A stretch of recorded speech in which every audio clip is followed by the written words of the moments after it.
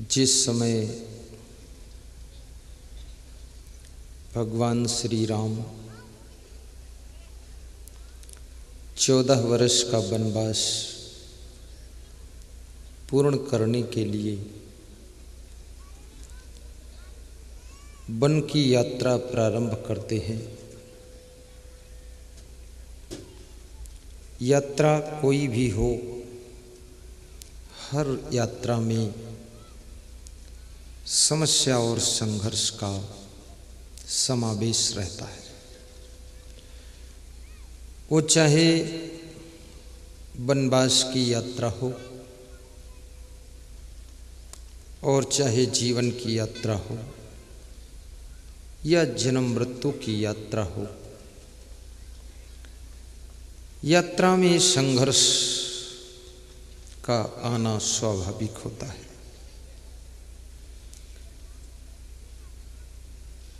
परंतु समस्या को विकास की जननी कहा गया है और संघर्ष आपको मजबूत बनाता है। तुम्हारे धैर्य की परीक्षा, तुम्हारे साहस का इम्तिहान और तुम्हारी शक्तियों का एग्जाम संघर्ष में होता है। वनवास की यात्रा करते करते भगवान श्री राम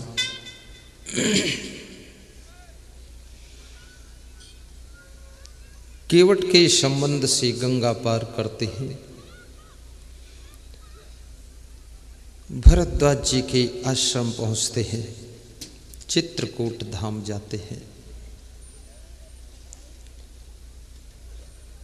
धीरे धीरे श्री राम का आगमन शिवरी के आश्रम पर होता है।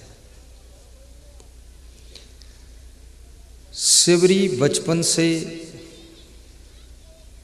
भगवान श्री राम का इंतजार कर रही है। शिवरी की बहुत बड़ी श्रद्धा है। श्रद्धा वह शक्ति है जो इंसान को क्या, भगवान को भी चुंबक की तरह खींच लेती है। शिवरी की श्रद्धा से खींच करके राम शिवरी के आश्रम पर पहुंच गए हैं। शिवरी आंसुओं से उनके चरण पखारती है, अंजलि को पात्र बनाती है और श्री राम का दर्शन करके खुशियों से भर जाती है। जिसके प्रति तुम्हारा प्रेम होता है उसको देख कर भी तुम खुश हो जाते हो। जिसके प्रति तुम्हारे मन में नफरत होती है उसको देख करके तुम्हारा खून जल जाता है।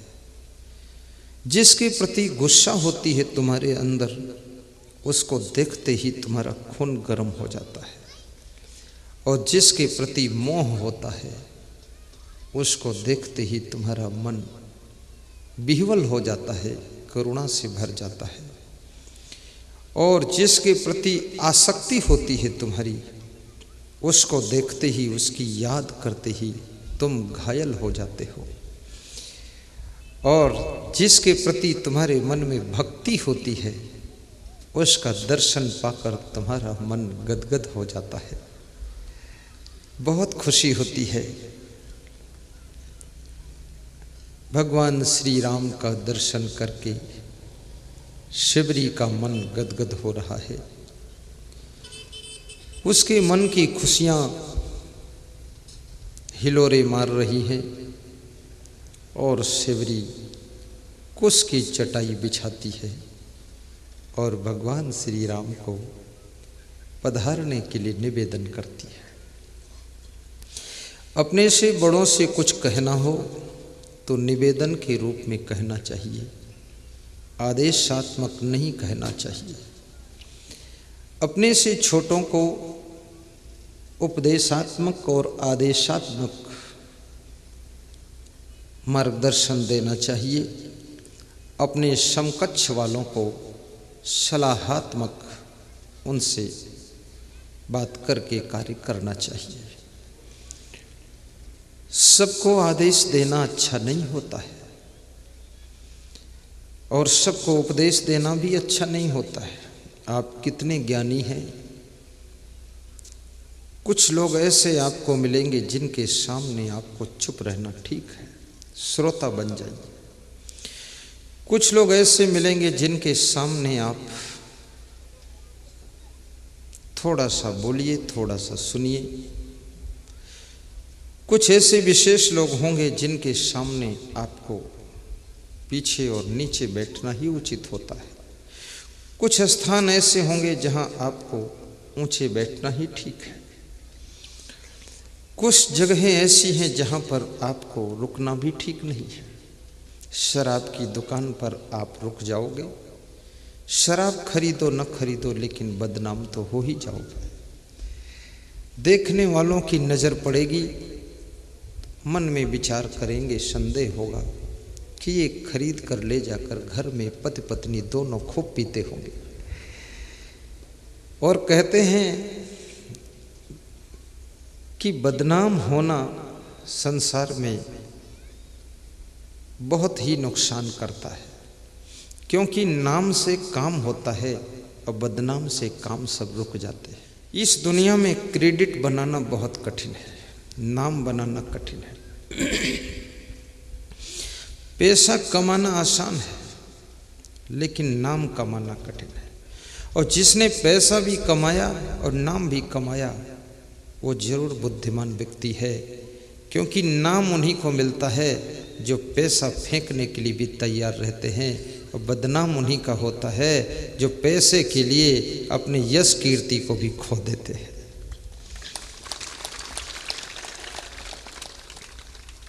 शिवरी की छोटी सी कुटिया है लेकिन हृदय बहुत बड़ा है। शिवरी के आश्रम पर राम आए हैं।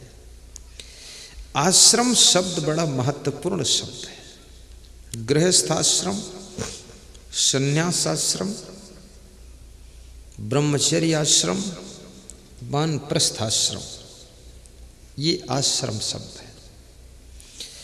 ब्रह्मचर्य आश्रम सभी आश्रमों की नींव है।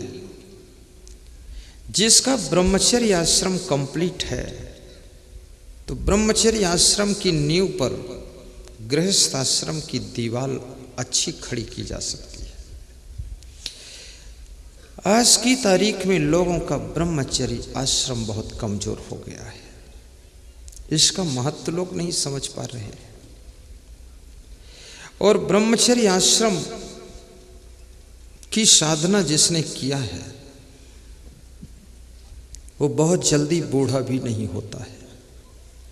उसके शरीर में बीमारियां भी प्रवेश अधिक नहीं हो सकती है। उसके मुखमंडल पर अधिक उम्र तक तेज बना रहता है। उसकी वाणी में ओज रहता है और उसकी मेमोरी याद शक्ति स्ट्रांग रहती है। ब्रह्मचर्य की साधना करने वाले लोग कृपया गंदे चित्रों को न देखें, कृपया गंदे गीतों को न सुने। सीरियल और पिक्चर, ये सैया बलमू गोटेदार लहंगा, इसको न देखे न सुने।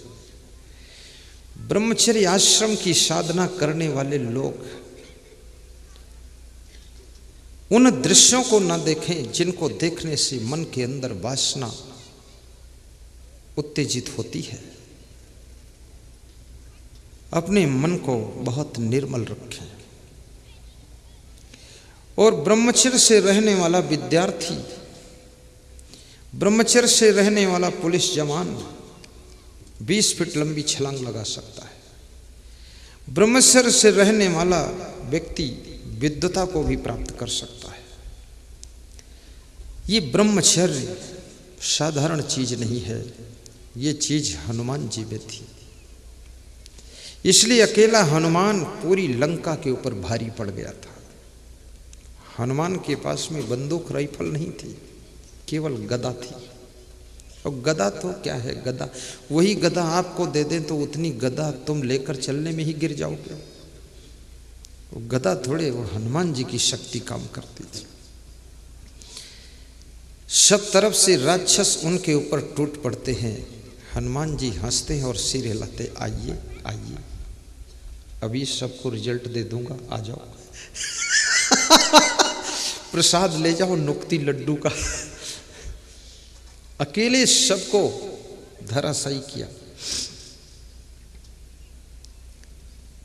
जिन विद्यार्थियों को अपनी विद्या में सफल होना है, कृपया ब्रह्मचर्य का पालन करें, बेविचार न करें,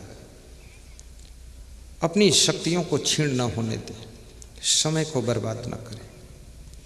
जिस पुलिस जवान को बहुत आगे जाना है, सिद्धार्थ नगर का एसपी दौड़ लगा रहा था, मैंने पूछा तुम एसपी हो पुलिस अधीक्षक, फिर दौड़ क्यों रहे? बोले प्रधानमंत्री के पास में सिलेक्शन में बैठ रहा हूँ, इसमें संतुष्ट नहीं हूँ और ऊंचे जाना है, दिल्ली केंद्र में पीएम के पास। बोले आशीर्वाद दे दो। तो मैंने कहा ब्रह्मचर्य भाव, ब्रह्मचर्य का पालन करो जाकर।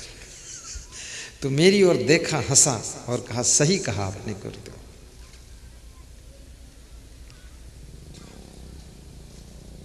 तो ब्रह्मचर्य आश्रम ये गृहस्थ आश्रम की जान है, संन्यास आश्रम का प्राण है। जिस सन्यासी का ब्रह्मचर्य मजबूत नहीं है वो सन्यासी नहीं है, वो सत्यानाशी है, वो मुर्दा है, वो जिंदा नहीं है। और जिस गृहस्थ ने ब्रह्मचर्य की साधना करने के बाद गृहस्थी नहीं किया, तो याद रखना, अगर बिना ब्रह्मचर्य की साधना के गृहस्थी तुमने कर लिया तो वह गृहस्थ आश्रम में भी टूट जाता है और वो आगे काम का व्यक्ति नहीं रह जाता है। करो साधना। दूसरा आता है गृहस्थ आश्रम। गृहस्थ आश्रम ये भोग का आश्रम नहीं है। कितने लोगों ने गृहस्थ आश्रम को भोग आश्रम मान रखा है, केवल माया मोह का आश्रम माना है। और कितने लोग गृहस्थ आश्रम में बहुत परेशान भी हो गए, रोते धोते हैं और कहते हैं ऐसा जाल में फंस गए, अब नहीं निकल पाएंगे, अब मरने के बाद ही निकलेंगे। बड़ा असमंजस में पड़े हुए।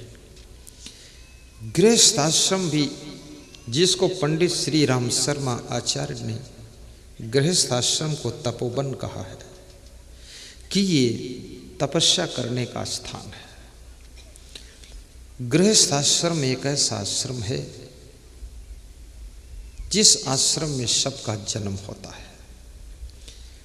चाहे सीता जी हो, चाहे सुपर्णखा जी हो, चाहे कौशल्या हो, चाहे कैकेयी हो, चाहे राम हो, चाहे रावण हो, चाहे कंस हो, चाहे कृष्ण हो, सब किसी गृहस्थ के घर में जन्म लेते हैं। चाहे कबीर हो, चाहे कुबेर हो, चाहे महावीर हो, चाहे कमजोर हो, सब गृहस्थ के घर पैदा। चाहे संत हो, चाहे महंत हो। मेरा भी जन्म तो किसी माँ के द्वारा हुआ है। किसी माँ के द्वारा क्या, मैं उस माँ को जानता नहीं हूँ? खूब जानता हूँ। जिस माँ ने जन्म दिया है और पालन पोषण किया है और फिर मुझे संत बना दिया है और संत बनाकर फिर मेरा प्रवचन भी सुना है और मेरी साधना देखा है, वो माँ मेरी गदगद हो जाती थी कि मैं ऐसा ही चाहती थी कि कोई मेरा बेटा संत बने और सत्संग सुनाए और हजारों की जिंदगी में दीपक जला दे। मेरे सन्यास में मेरी माँ का बहुत योगदान है। पिताजी का तो विरोध था लेकिन माँ का सहयोग था। और मेरी पूरी इच्छा थी, मेरे को संसार का कोई काम लफड़ा वाला पसंद ही नहीं था।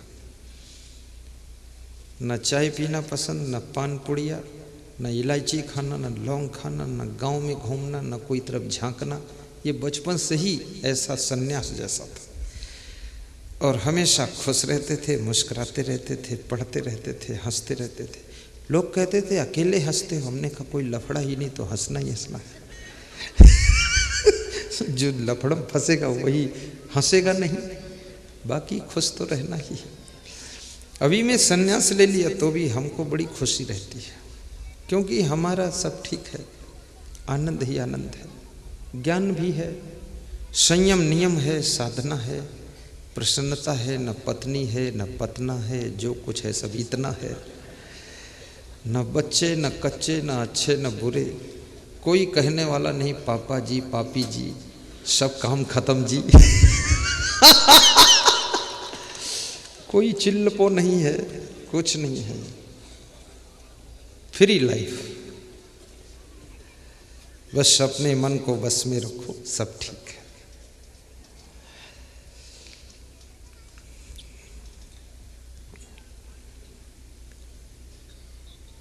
तो ये गृहस्थाश्रम बहुत बड़ा आश्रम है और इसकी बहुत जिम्मेदारियां हैं।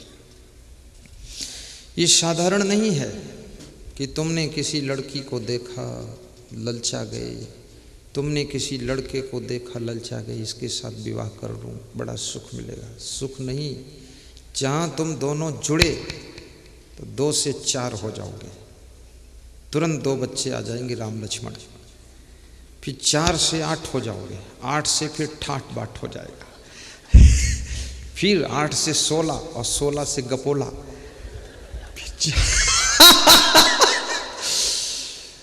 ये लिस्ट बहुत लंबी है, इसमें ब्रेक लगने वाला नहीं है और उनकी सबकी जिम्मेदारियां निभाना पड़ेगा, ऐसा खेल नहीं है। और गृहस्थ आश्रम की साधना में जो खरा उतरता है, गृहस्थ को अन्नदाता भी कहा गया है। खेती बाड़ी करके अन्न पैदा करता है, बिजनेस करके सर्विस करके धन कमाकर अपने परिवार को पालता है।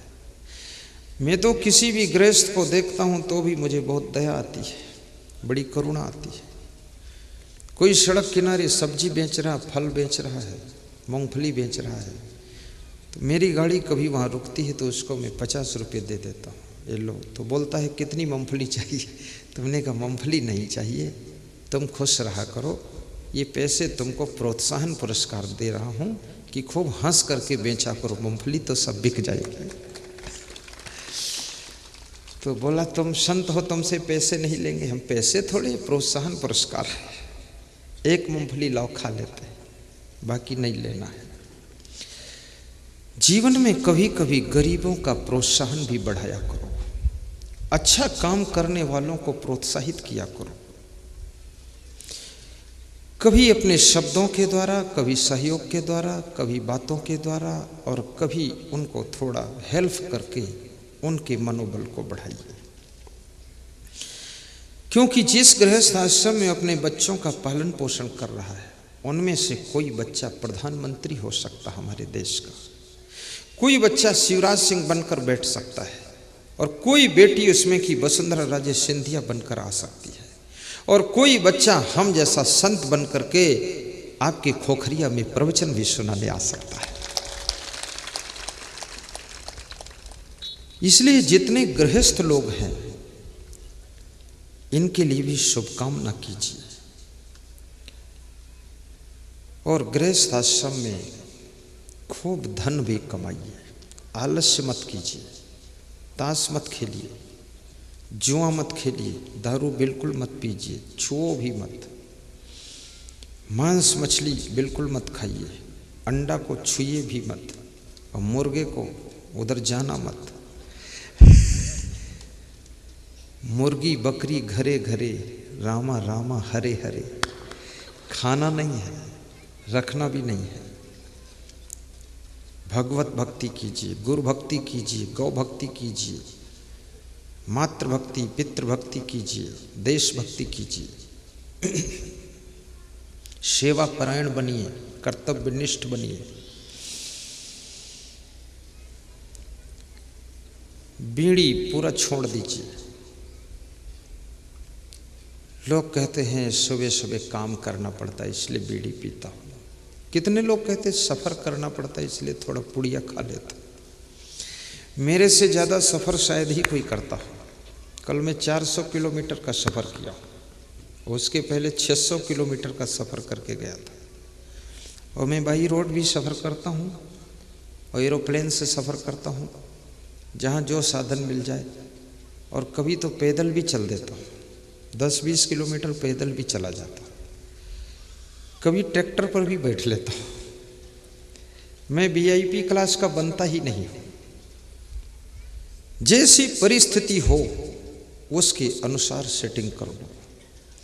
किसी भी व्यवस्था में, किसी सुविधा में और किसी आराम तलबी में जो बंध जाता है वो जीवन में सुख, शांति और सफलता तीनों से वंचित रह जाता है। जो किसी परिस्थिति, सुविधा और व्यवस्था में अपने को बांधता नहीं है, जैसा सिस्टम सामने आता उसका प्रयोग करके आगे बढ़ता है, उसके जीवन में सुख, शांति और सफलता का द्वार खोलता चला जाता है।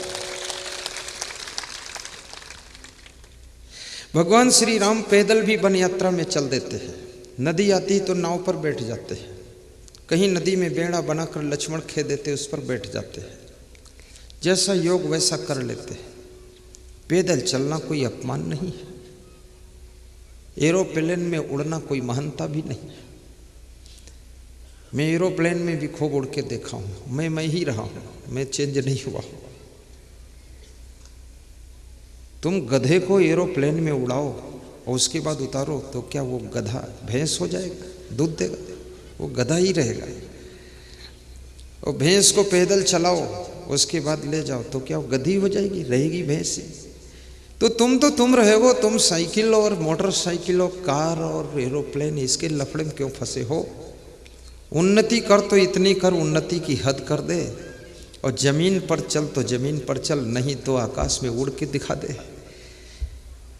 विकास करना चाहिए, लेकिन विकास की सुविधाओं में बंधना भी नहीं चाहिए।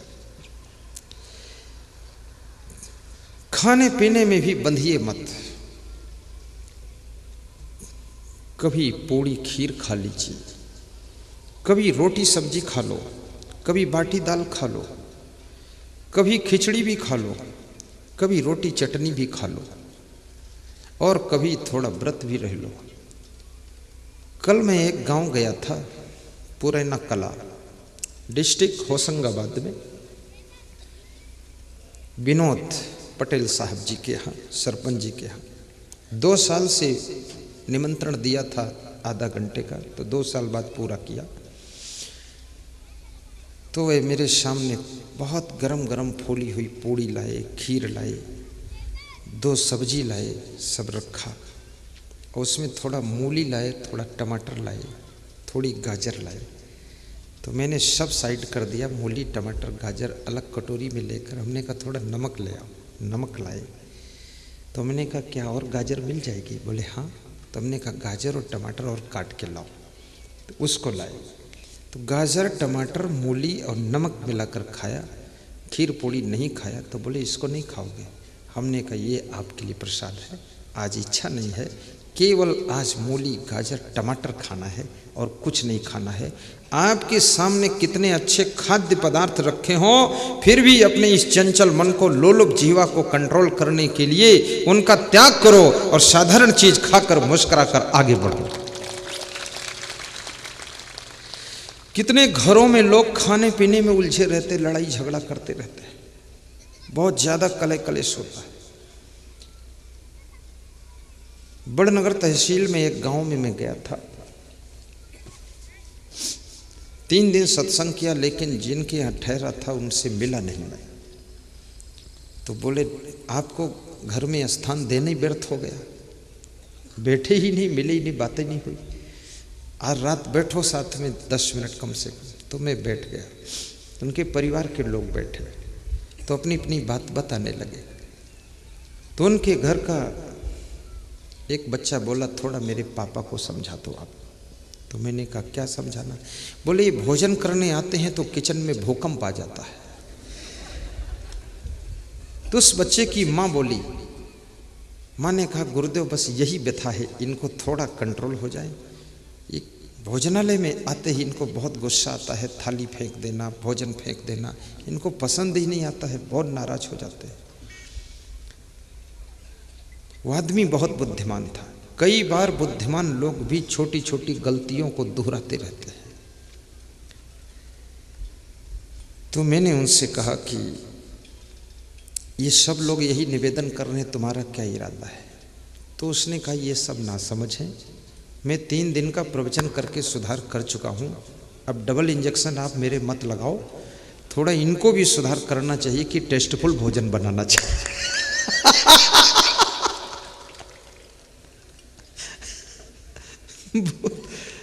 वो जाट परिवार के लोग थे, गांव का नाम नहीं लूंगा, नहीं टीवी में प्रवचन सुनेंगे तो सोचेंगे गुरुदेव ने इज्जत ले डाली। प्रेम बहुत था।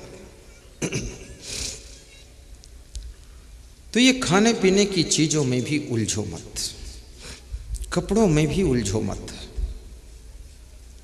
कभी अच्छे कपड़े पहनने का योग बन जाए तो पहन लेना, कभी साधारण कपड़े पहनने का संयोग हो तो पहन लेना, लेकिन गंदे कपड़े कभी मत पहनना, साफ कपड़े पहनो। शरीर को भी साफ रखो, अपने चप्पल जूते साफ सुद्ध रखो, गाड़ी को भी साफ रखो। जहाँ सफाई होती है, शुद्धता होती है, पवित्रता होती है, गंदगी बिल्कुल नहीं होती है, 100% मैं गारंटी लेता हूँ उस घर में गरीबी रह नहीं सकती है, वहाँ पर धन बरसेगा जरूर। और जिस घर के लोग अपनी नाक पोंछकर पैंट में चिपका लेते हैं, मैंने कहा ऐसा क्यों करते हो? बोले ये माल ऐसा है जो कोई फैक्ट्री में भी नहीं बनता, पीछे चिपका लेते हैं। और जिस घर की महिलाएं नाक साफ करके धोती में चिपकाती हैं और उन्हीं अंगुलियों से लोई बनाकर रोटी बनाकर खिला देती है, उस घर में दरिद्र आने वाला है। गंदगी दरिद्र को न्योता देती है और सफाई शुद्धता लक्ष्मी को चुंबक की तरह खींच लेती है। आप गुजरात चले जाइए, गुजरात प्रदेश अमीर क्यों है? क्योंकि वहां सफाई शुद्धता और सेटिंग है, सुमति है, सहनशीलता है, विवेक है। गुजरात में बहुत ज्यादा सत्संग है, भक्ति बहुत है, दान पुण्य बहुत है।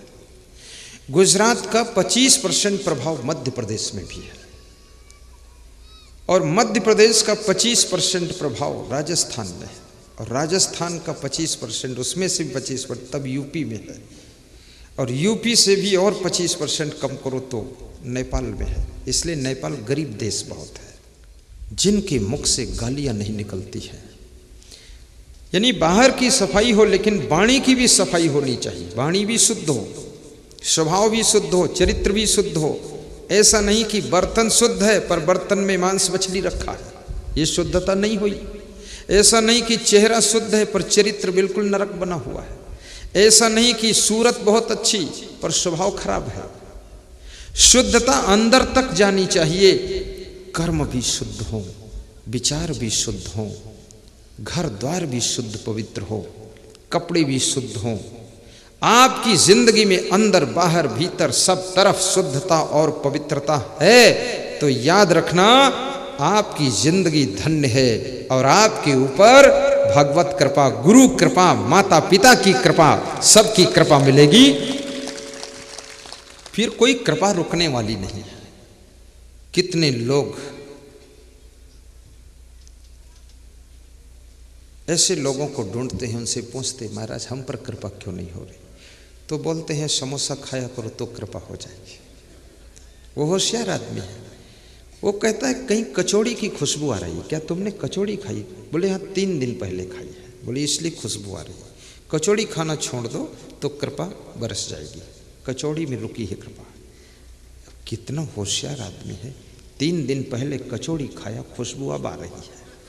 कचौड़ी खा के लेटरिन भी कर दिया है और खुशबू यहाँ आ गई है। ये झूठ भी बोले तो कितना हद से बोले, आइडिया उसका कितना टॉप का है। लोग भी बड़े मजेदार हैं। आपकी कृपा रुकती है आपकी गंदगी से, आपकी कठोर वाणी से, आपके आलस्य से। कृपा रुकती है आपके दुर्व्यवहार, दुष्चरित्र से। और यदि ये सिस्टम सब सुधर गया तो कृपा को कोई रोकने वाला नहीं है। फिर जैसे मेघों से जल बरसता है ऐसे कृपा बरसनी शुरू हो जाएगी और तुम धन्य हो जाओगे।